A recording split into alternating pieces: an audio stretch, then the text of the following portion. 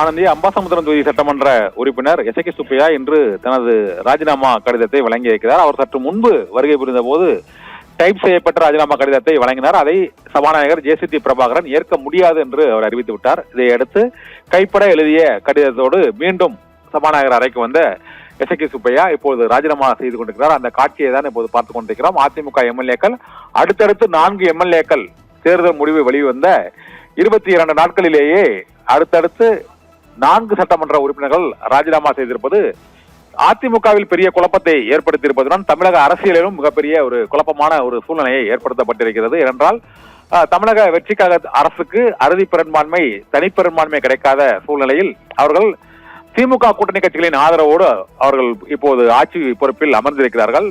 இந்த சூழ்நிலையில் அதிமுகவில் அதிருப்தி குழுவினரின் எம்எல்ஏக்களை ஒவ்வொருவராக ராஜினாமா செய்ய வைத்து அந்த தொகுதியில் விசில் சின்னத்தில் அதே வேட்பாளர்கள் போட்டியிட்டு அதன் பின்னர் அவர்கள் ராஜினாமா மூலமாக புதிய எம்எல்ஏக்களை பதவியேற்க வைக்கலாம் என்ற வியூகத்தில் தமிழக வெற்றி கழகம் செயல்பட்டு வருகிறது. அதன் ஒரு கட்டமாகத்தான் நேற்று 3 சட்டமன்ற உறுப்பினர்கள், மதுராந்தகம் தொகுதி சட்டமன்ற உறுப்பினர் மரகதம் குமரவேல், தாராபுரம் தொகுதி சட்டமன்ற உறுப்பினர் சத்யபாமா மற்றும் பெருந்துறை தொகுதி சட்டமன்ற உறுப்பினர் ஜெயக்குமார், இப்போது அம்பாசமுத்திரம் சட்டமன்ற தொகுதி உறுப்பினர் எசகி சுப்பையா ஆகிய 4 சட்டமன்ற உறுப்பினர்கள் ராஜினாமா செய்திருக்கிறார்கள்.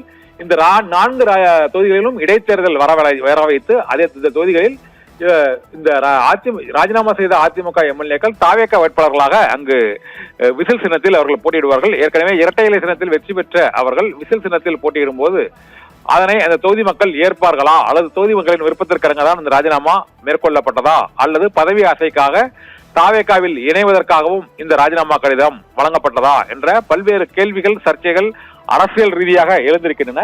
இருந்த போதிலும் இப்போது அதிமுக எம்எல்ஏ எசகி சுப்பையா தனது ராஜினாமா கடிதத்தை சபாநாயகர் ஜே.சி.டி. பிரபாகரனிடம் வழங்கியிருக்கக்கூடிய அந்த காட்சியை தான் இப்போது பார்த்துக் கொண்டிருக்கிறோம். இதோடு எசகி சுப்பையாவோடு சேர்த்து 4 அதிமுக சட்டமன்ற உறுப்பினர்கள் இப்போது தங்களது பதவியை ராஜினாமா செய்திருக்கிறார்கள். இதனால் 4 எம்எல்ஏக்கள் அங்கு சி.வி. சண்முகம் மற்றும் எஸ்.பி. வேலுமணி அணியிலிருந்து விலகி இப்போது 4 பேர் இங்கு தங்களது ராஜினாமாவை கொடுத்திருப்பதால் 16ஆக இப்போது சி.வி. சண்முகம், எஸ்.பி. வேலுமணி தரப்பு அதிருப்தி குழுவினரின் எண்ணிக்கை 16ஆக குறைந்திருக்கிறது.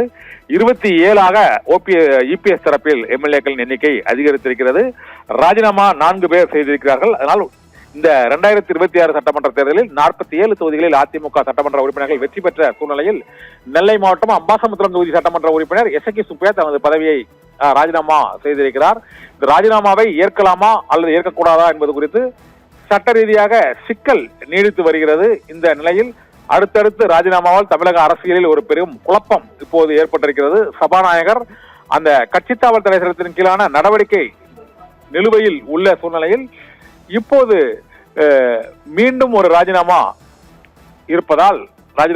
செய்திருப்பதால் அந்த ராஜினாமாவை ஏற்க இயலுமா என்ற கேள்வியும் எழுந்திருக்கிறது. இப்போது அதிமுகவில் சட்டப்பேரவையின் பலம் 44ஆக குறைந்திருக்கிறது. 27 சட்டமன்ற உறுப்பினர்கள் அதிமுக பொதுச் செயலாளர் எடப்பாடி பழனிசாமிக்கு ஆதரவாகவும் 16 சட்டமன்ற உறுப்பினர்கள் இபிஎஸ் மற்றும் சி.வி. சண்முகம் அணியினருக்கு ஆதரவாகவும் மற்றும் 4 சட்டமன்ற உறுப்பினர்கள் இதுவரை ராஜினாமாவும் செய்திருக்கிறார்கள். இந்த ராஜினாமா செய்திருப்பதன் மூலமாக அதிமுகவின் பலம் அங்கு சட்டப்பேரவையில் 44ஆக குறைந்திருக்கிறது. இன்று ராஜினாமா செய்த 4 சட்டமன்ற உறுப்பினர்கள் நெல்லை மாவட்டம் அம்பாசமுத்திரம் தொகுதி சட்டமன்ற உறுப்பினர் எசகி சுப்பையா, இதே போல செங்கல்பட்டு மாவட்டம் மதுராந்தகம் தொகுதி சட்டமன்ற உறுப்பினர் மரகதம் குமரவேல், இதே போல தாராபுரம் தொகுதி சட்டமன்ற உறுப்பினர் சத்யபாமா மற்றும் பெருந்துறை தொகுதி சட்டமன்ற உறுப்பினர் ஜெயக்குமார் உள்ளிட்டோர் தற்போது தங்களது பதவியை ராஜினாமா செய்திருக்கிறார்கள். 4 சட்டமன்ற உறுப்பினர்கள் அடுத்தடுத்து ராஜினாமா செய்த உள்ள சூழ்நிலையில் இந்த ராஜினாமாவை ஏற்பதா வேண்டாமா என்பது குறித்து சபாநாயகர் ஜே.சி.டி. பிரபாகரனிடம் செய்தியாளர்கள் கேள்வி கேட்டுக்கொண்டிருக்கிறார்கள். அந்த காட்சியையும் இப்போது நாம் பார்த்துக் கொண்டிருக்கிறோம்.